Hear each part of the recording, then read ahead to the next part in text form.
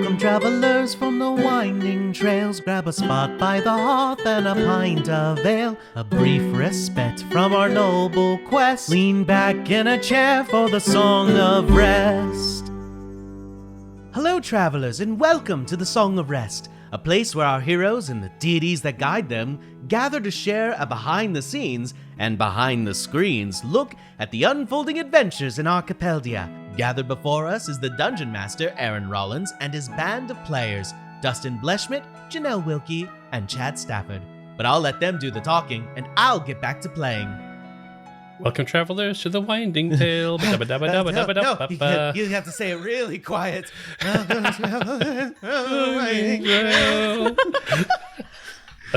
a spot.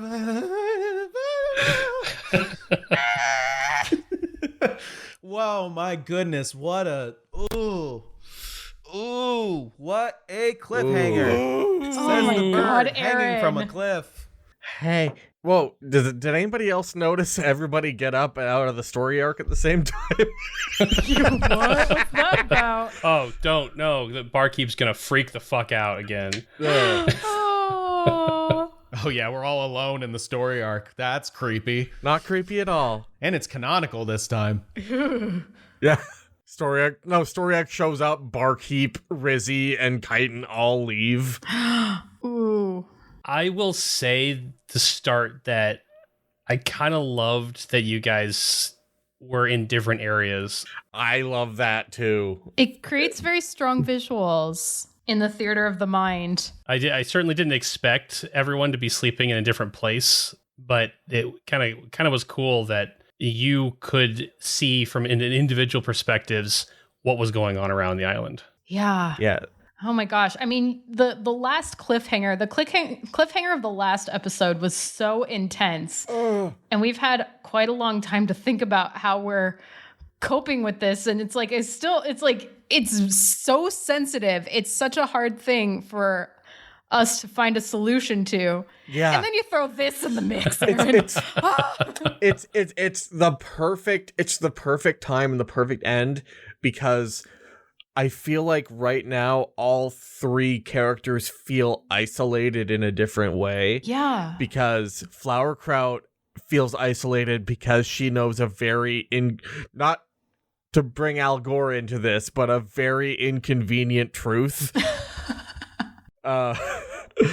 That she is holding that burden herself, and I'm sure that's very isolating feeling. Timothy is also trying to keep something from somebody who is becoming very near and dear to him. Also, I think having all of the other Kenku want to leave also feels isolating, as, oh no, everyone's going to leave again. And then Sherman feeling isolated about the whole cursed sword problem. Or being the lost to Pal. Yeah, lost with Pal, which And that too.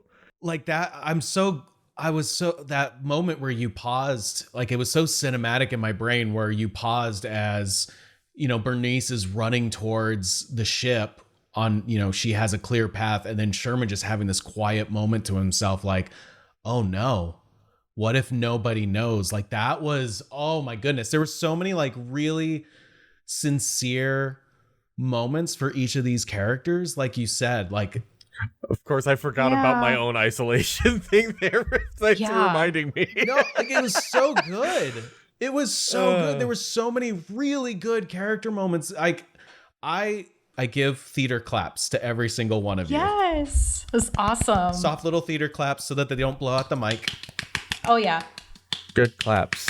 I like how, as I was going over the ingredients again with Janelle, in what form they would take for this potion, because it's like, you know, you put the camera on Flowerkraut as she's trying to think about how this potion goes together, and then when I talk about the Kenku heart, the face on Flowerkraut's like, oh yeah, that's right. There's another part to this, and, you know, like.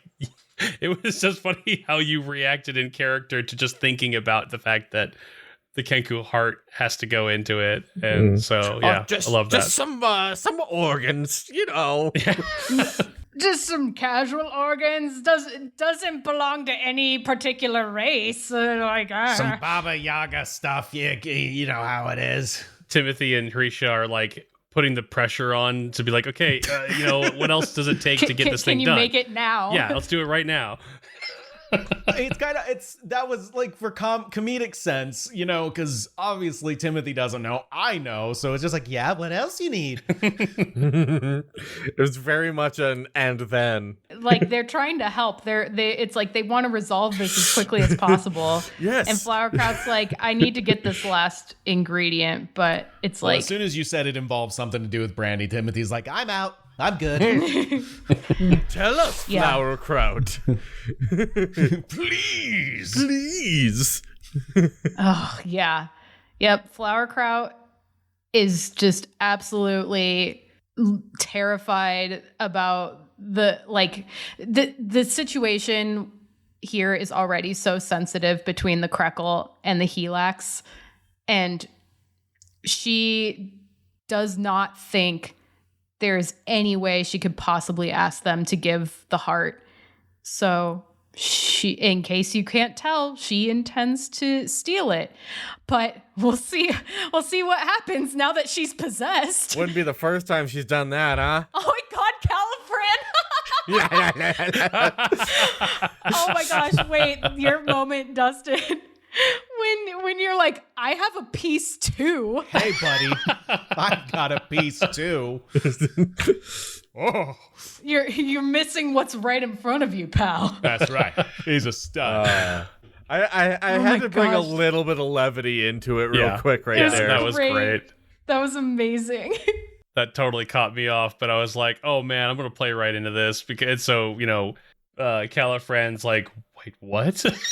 You too? And it's something I'm pretty sure he knows. He does know. He just whips out his his insignia like, geez, dude. Can't just whip that out at people. You gave me Aaron, you gave me a lot to process immediately during that Bernice walk. Yeah. When you were like, how's it going? And then I was like, how is it going? Mm-hmm.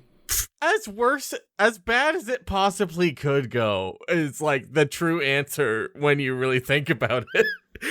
I don't think the characters have really had too many. There's been two opportunities where they've had or have been in a restful situation, right? One was on the story arc, which that was more of them recovering from, did we just die?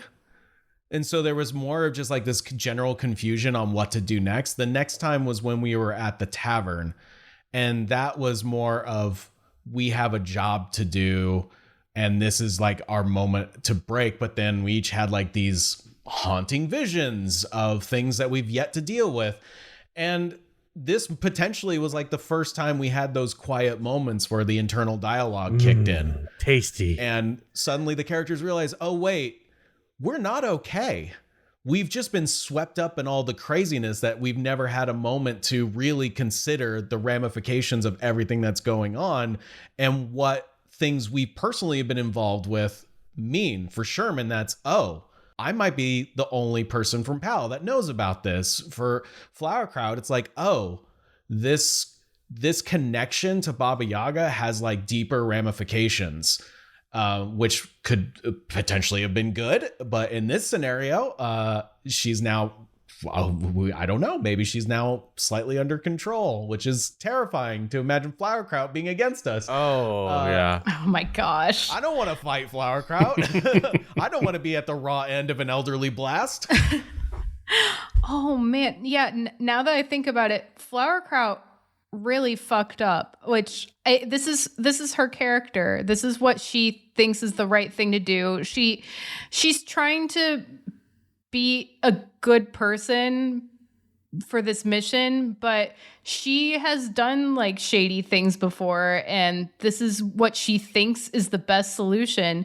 But now she is alone. She's the only person who knows how to correctly make this potion. And she has this information from the hags, like that they're going to use a goddamn grub thresher maw. And she's the only person that knows this because she went off by herself. So it's like she is really screwing up.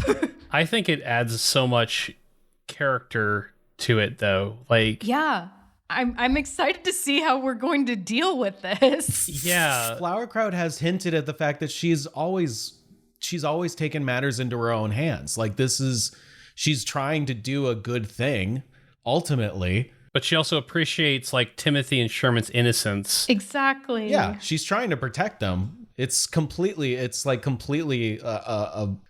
the outcome, like it was from the perspective of Flowerkraut's character, like it totally makes sense. And you guys might feel that way, but I think it's possible that Timothy and Sherman, if they do find out what's going on, they might even find her silence on it like very difficult to forgive or even unforgivable. Yeah. So yeah, it's just interesting to see where this will go. And I'm very excited about the story that you've put us in, Aaron.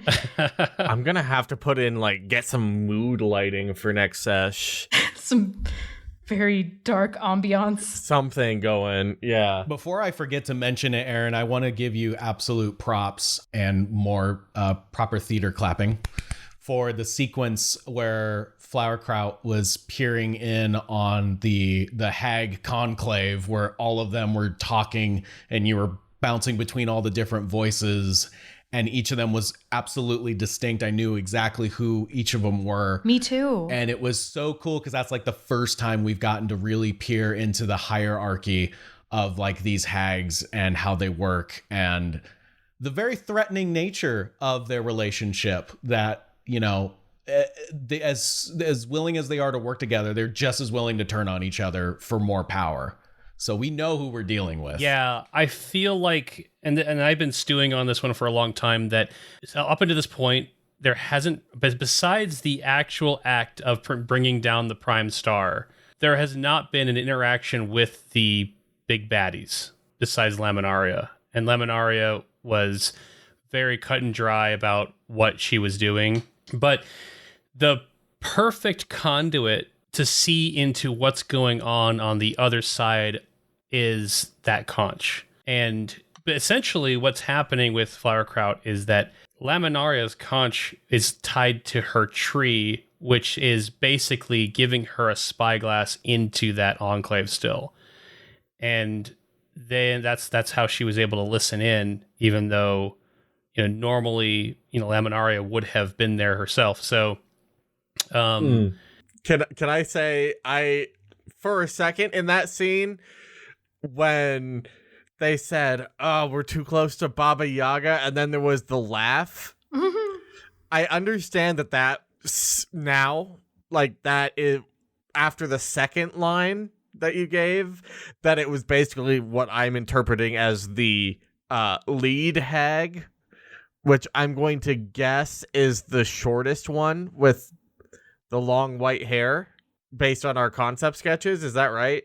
the voice that you heard primarily talking, the lead hag, you had heard her voice in Adristia talking to Sir Lunox up on the ridge. So at first when one of the other ones said, "Oh, it's because we're too close to Baba Yaga, they must know something," and then the other one started laughing, for a second I thought they were literally too close to the cage and Baba Yaga was just laughing like That was Baba Yaga laughing. Yeah, it was? It was. Oh, Yeah, okay. yeah. Okay, good. Because I was like, it made me laugh too, because I was like, Like, I am still here. The lead hag's voice that you heard talking, because you'd heard her before and saw her as you were hiding on the Adristian, like in the ruins of that building, is the hag with the staff. Yeah. oh, that's the staff hag. Yeah.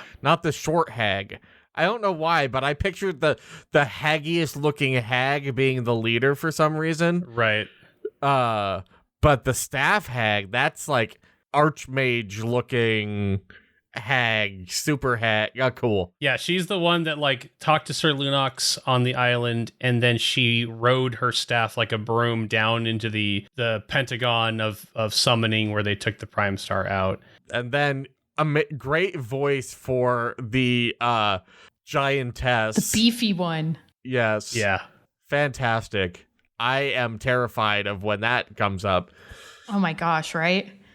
And each of their plans, I'm like trying to think like, oh my gosh, what have they done? Yeah, one of them specifically talked about corruption and that their touch would corrupt, which we've seen what happens. The other one controlled the seas and the Fracken.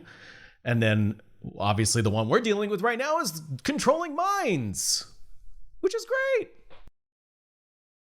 Oh, crap. Corruption. Are we going to have some political theater eventually?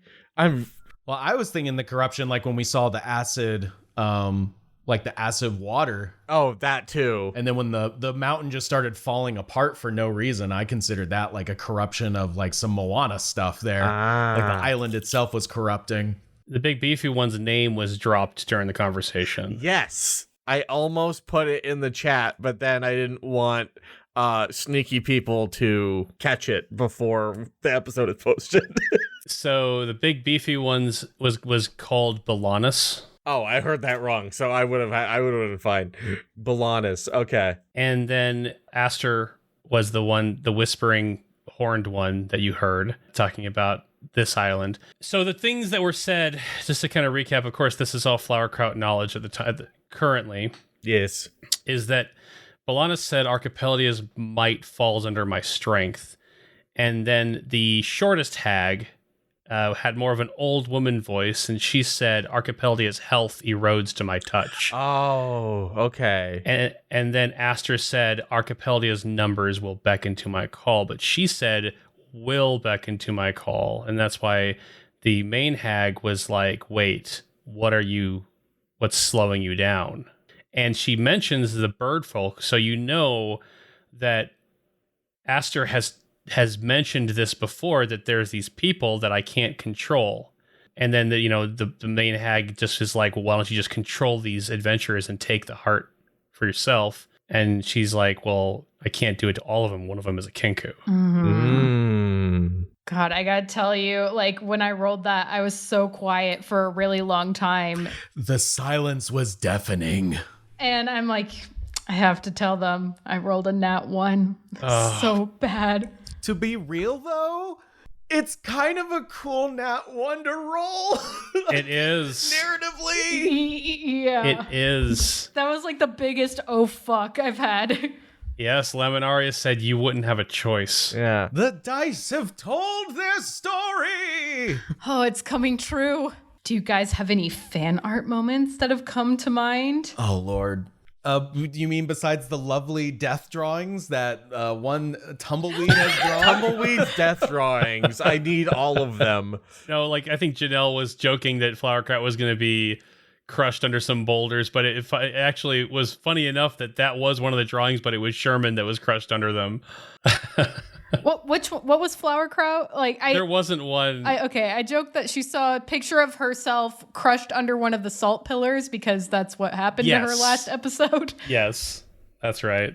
So yeah, Tumbleweed was definitely trying to show warning that there are traps in Raven's outpost. For a second, I was like, creepy crapbag kid is actually Aster in disguise the whole time. No, just kidding. That kid, no way. Yo. That would be so messed up, yo. Don't even throw that out there. It can't. It can't be. It can't be.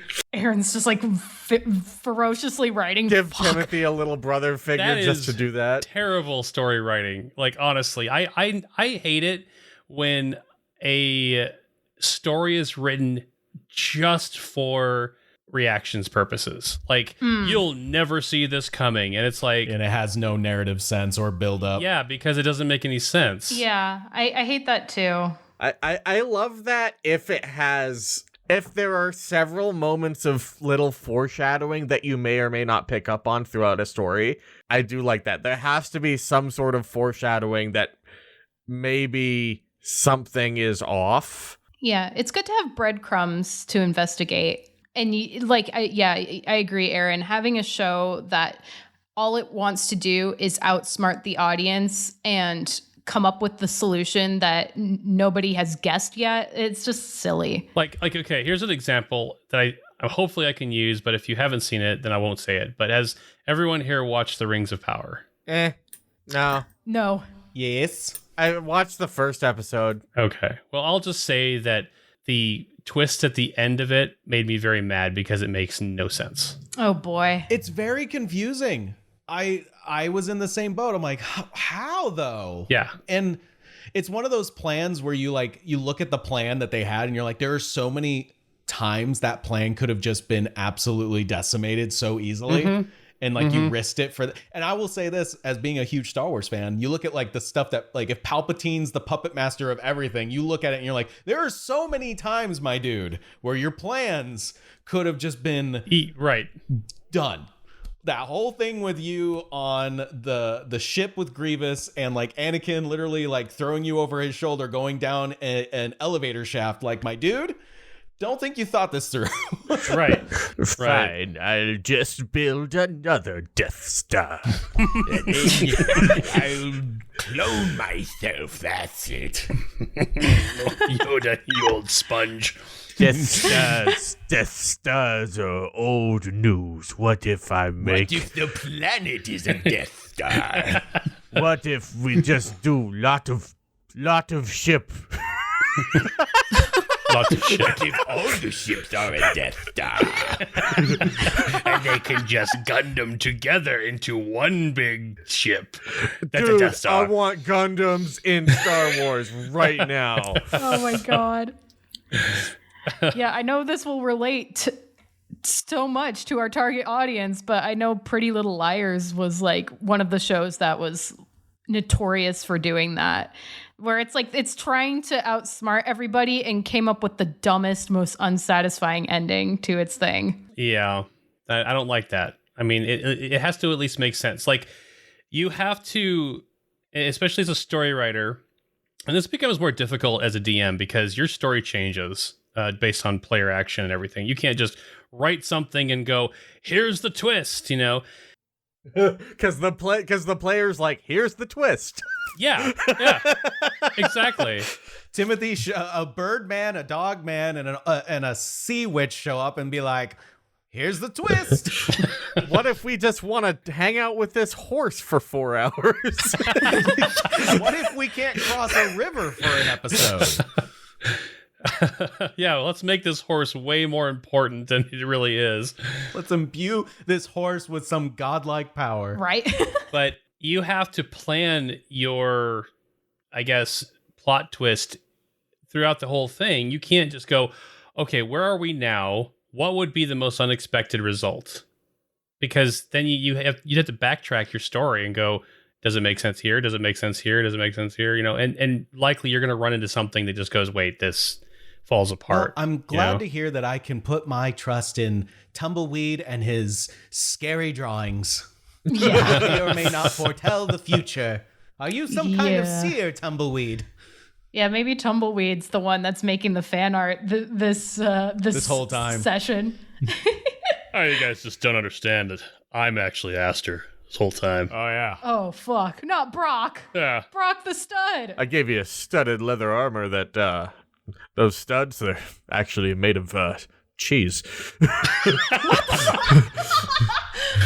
a fine brie. Samba cheese. It's really sticky.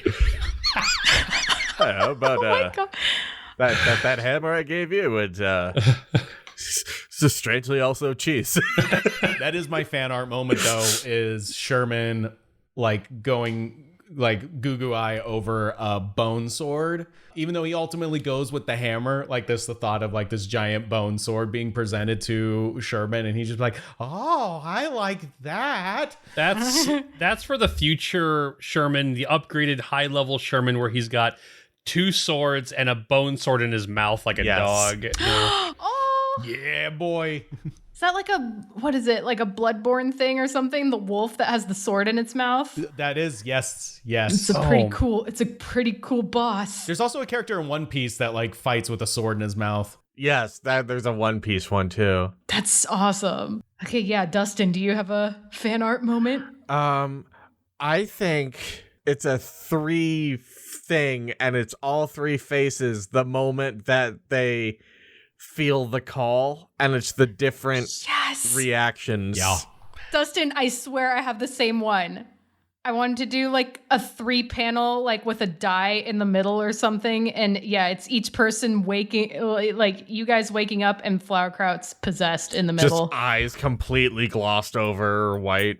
Yeah. Oh, that'd be so awesome. Yeah, mine's kind of the same one. Like the cinematic nature of When it's good, it's good. cutting to each character seeing what's going on. Like Flowerkraut starts by seeing the lightning rippling from the mountain down the island. Sherman sees all of the disciples standing up and just walking off the ship onto the beach. And Timothy sees all the Helax getting up and walking out of Oskal's refuge.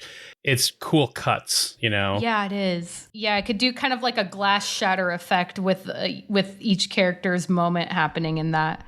And way to swing with the punches, Aaron, with the just us separating from each other and like just taking that and running with it. Because if either one of us didn't do one of those things, it wouldn't have been as strong as a visual. But because it's so good. Like, it's so good. That's exactly like I was saying at the very start of this. I was like, it kind of worked out better that way. But what I wanted to talk about is that you guys remember when you fought Laminaria, she asked for the sisters to give her their power, basically access to the heart. Yeah. And they were like, nah, fuck you. Well, they did give her the power. They gave her a little boost. They gave her a boost, and what that did was it enhanced her spells. And that's like when she basically like lightning bolted the shit out of Flowerkraut and Timothy during that fight. Oh God, right? I don't remember that. That wasn't the one and only time Timothy's gone down. But this was because Flowerkraut had just heard that conversation and how Aster asked the same thing. And because she was, that in the early days of Glavio, she was only able to take control of a small number of people. She asked for this power, and then she's cast her control spell on the entire island. And so everyone is, walking that direction. So Oh. It's just like the Stranger of Power movie. They took the super putty. Now all the parents are under control. I was thinking about Humpus Bumpus. And when the one hag was singing the song and all the children went. Humpus Bumpus. That took me a second. Oh. Come little children. Humpus Bumpus. Oh, what about a Humpus Bumpus? Man, we need to find a cat folk like right now. That's the only way we're getting out of this. We need a catfolk and a dead guy. We do need a dead guy. We actually, you know what? We do. Yeah. We do need a dead guy, for sure. Billy, is that you? Find out that Krekel poor guard's name was Billy. oh no, it's you guys said Billy. that at the same time. You guys have the same sentence. That poor guard's name was Billy. Yeah. That's amazing. What else in this episode can we talk about?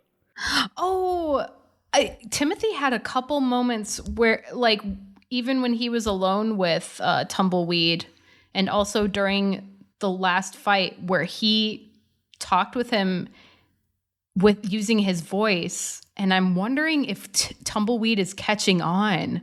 I'm so curious to see where that goes and Timothy was saying he couldn't keep up the facade anymore. It was too hard for him. Right.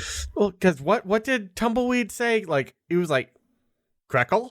And like, Krekel dead? And stuff like that? Yeah. Yeah. He was, it sounded like he was trying to convey dead Krekel mourning. Oh, I picked it. See, here's me being the passive listener at that moment. I thought he was starting to question whether or not Timothy was a Kenku or not because he had been slipping out. That's a good way to interpret it, though. Yeah, it is a good way. Just from like a character standpoint, I've been purposefully jumping in and out of trying to do character voices to keep up the quote unquote facade, and then dropping out of it when it's imperative that a proper message is relayed, mostly when we were in combat, because it's like Timothy is not going to, he's been with this voice for so long, he's not going to risk anyone's safety, you know, to keep up this performance. So he is dropping it. And there's been a couple times in conversation that I'll specifically say that he uses his voice because it emotionally, even though it's been a really short time with these characters on this island, I think emotionally he's just not comfortable with lying, because that's just something that he's had to deal with most of his life. Like, he's had to lie, he's had to steal, he's had to do things that he didn't want to do, which was something that he's still dealing with. And it's hard for him to keep that kind of performance up.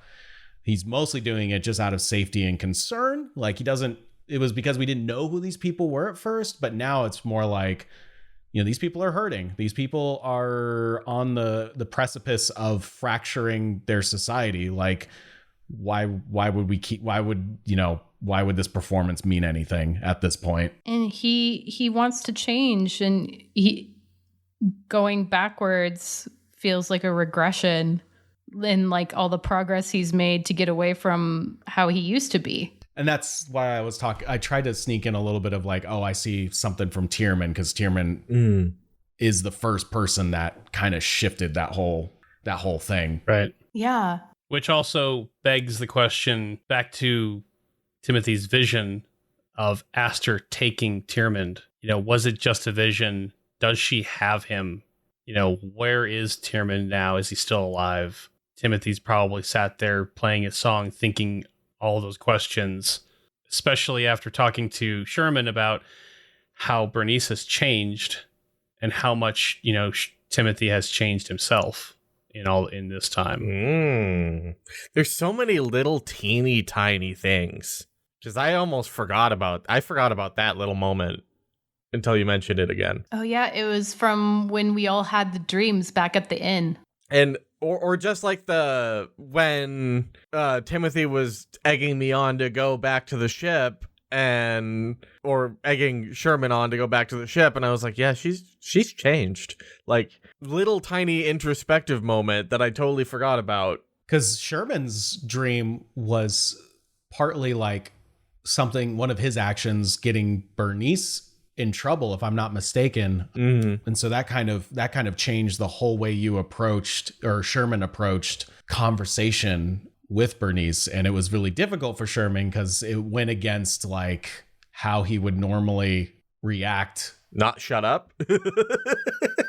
Well, no, like, you just had a situation where you lost a bunch of people you probably knew because of the ship, you know, being attacked. So, like, of course, the first person that you see that's like familiar to you, you'd be excited. But then, like, that vision made Sherman second guess himself. So now you're slowly getting to a point with Sherman and Bernice's relationship that maybe they can start acting like that. And she's even kind of like reminiscing and talking about how things used to be, which is really sweet. Yeah. Yeah. There's a lot of really cute moments in that short amount of time where Bernice and Sherman are walking back to the ship that I thought was like, I just pictured it as an animation in my mind because that's just where my brain goes. But it was just really, really cute. And then like, Aaron, the way you described like her like shadowing like a Sherman wrestling match was like really cute. And then Sherman's response to be like, yeah, that's when you threw me into a table. Oh yeah, that's when you suplexed me. Oh my gosh, that was great. I think we can also look back on Sherman's dream and kind of foreshadow that Sir Leon was still with him. Yeah. Yeah. He won't leave me alone. That's true. Oh my gosh. He's in the gem. Maybe that's why he made an appearance in the dream, even though Sir Leon wasn't, or Sir Leon, as we like to call him. Oh shit. Brock has my sword. Oh God. It came to be. Remember I don't know if it was in a Song of Rest or if it was in a private conversation, but we literally were like, do not make us fight Brock. I can't stand Oh, the idea shit. of Brock going to the dark side. And here we are. Here we We are. keep teasing it. He's asked her now. Yeah, it's all coming together. Oh, yeah. It's all coming together. He's gonna meet his Yzma, and it's gonna be Aster. Oh, Aster's the Yzma. Yes. No. Hold the lever, Brock. Wrong lever. Oh yeah, anything for you. Oh, this lever right here. Yeah. Aw, Get on the giant grub, Brock. he's still so endearing though. I got my junior Kreckle badge. Chirp, chirp, chirp, chirp, chirp. Squawk, squawk, squawk. Caw, caw, caw. Oh my god, amazing. Oh, yeah. I know what they're saying.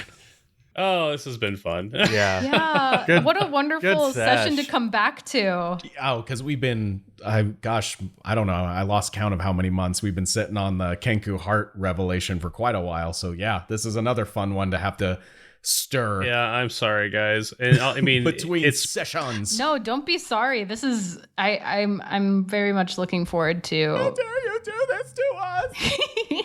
well, like you said, Chad. We're not going to sit on this one very long before we get a recording session up for the next. Yeah, I mean, all we got to deal with is a hag, a giant grub, the entire island being turned against us. What's not to worry about? It's just Timothy and Sherman against the world. Well, everyone except for the Kreckle, right? Because you know that the Kreckle aren't affected by her spell. Yeah, Timothy, Sherman, and all the Kreckle have to deal with a bunch of bullshit. Can't wait. See you guys there. Yeah, Flower Crowd's like, I'll save a seat. I'll save a seat for you all. Oh no. Oh wait, Evil. Does Brandy just follow Flower Kraut's decisions because she's a familiar, or Whatever gives her the brains, she's into it. Yeah. I feel like Brandy is definitely chaotic neutral. We haven't really explored that yet. Because if the spell is hitting everyone on the island, does it affect Brandy too? Shit. Don't familiars feel what like their attachment feels? I mean, Brandy will do whatever Flower Kraut wants Brandy to do, but is Aster more in control of Brandy, or is Flower Kraut more in control? I of hope Brandy just sees the giant slug monster we're gonna have to deal with and be like, oh, that's a big brain, and just goes. Brandy saves the day. It burrows into its skull. Oh, I'm gonna send her to do that. Oh, I can just see like Brandy burrows into this thing's skull, and it looks like Brandy drops down into like a Power Rangers cockpit and like takes control of it. Oh my god! Don't be surprised. It's been a Zord. I imagine like Flower Kraut like snaps out of it all of a sudden and just takes Brandy and chucks it right down the throat of this giant worm. We're like, no, what are you doing? Like, don't worry, I've got a plan. Go for the brain, Brandy. Oh my god. Also, it says that Brandy is lawful evil. Oh. You're damn right. I like rules and I like brains. The rule is I need brains. That's the only Whatever rule. gets me the brains. It's like Genie is like, sorry, Al. Boom. It's crazy how much happened in this episode with so little dice rolling. Yeah, it was another one of those episodes. Narrative. I mean, role play driven Dungeons and Dragons content. I like the improv stuff. I have just as much fun with that as I do with like when we get into battles and it's more about strategy and dice rolls. Strategery. Yeah. I mean, there was definitely one very important dice roll Oh, yeah. made at the very end of this session. I would argue again, as far as rolling a nat 1 goes, kind of an epic nat 1 to roll. Yeah. Oh, Yeah. it was a gut punch for sure. Just like, shit. I mean, yeah, you translate this from a D&D game to like a movie. Yeah, And- which is kind of how my brain auto translates it anyway. Right. And you just like see Flower Kraut turn her head and her eyes go blank and she just starts walking and the audience is just like, oh fuck, like she's got her. I mean, and again, it's all on the dice. Like Janelle, if you had rolled high, Flowerkraut would have probably been able to shake it off like Sherman did. Yeah. I don't think it would have been the same, man. Again, that Nat 1 made it. That made it so much more like insane. It made the situation very grave. Everyone cancel your plans. We're going into the next episode right now. I know, right? Yeah. That's the beauty of D&D is just rolling with the dice, like they sometimes are going to tell the story. Well, I hope y'all are enjoying this story so far. We're having fun. Oh, yeah. Give us a listen. Give us a like. Share it with your friends. Share it with your enemies. Share it with your boss like I do. Turn your enemies awesome. into your friends. All right, guys. Well, let's wrap this one up. Oh, Sounds good. I know everyone can't wait for the next one. Same here. Suddenly the story arc is just filled with Krekel, and that's it. Just Krekel. Oh, whoa. Hey, everybody. Oh, Hi there. Hello. Hi there. Yeah. Oh, that guy's still here. No. So many words, so messy. No, don't put your feathers everywhere. Feathers everywhere. Scratch stomach. All right, everyone. Wow, it's quite a crowd. I'll go ahead and play us out. Until next time. sounds good, Timothy. Thanks. Keep your hearts close. I don't know why I said that, but I just feel it's necessary. Bye. Bye. Thank you so much for listening to our Song of Rest. If you like the adventures your ears just wit on, feel free to listen in on our other adventures from any plane of existence or seeing stone you get your podcasts. Until we meet again, safe journeys, travelers.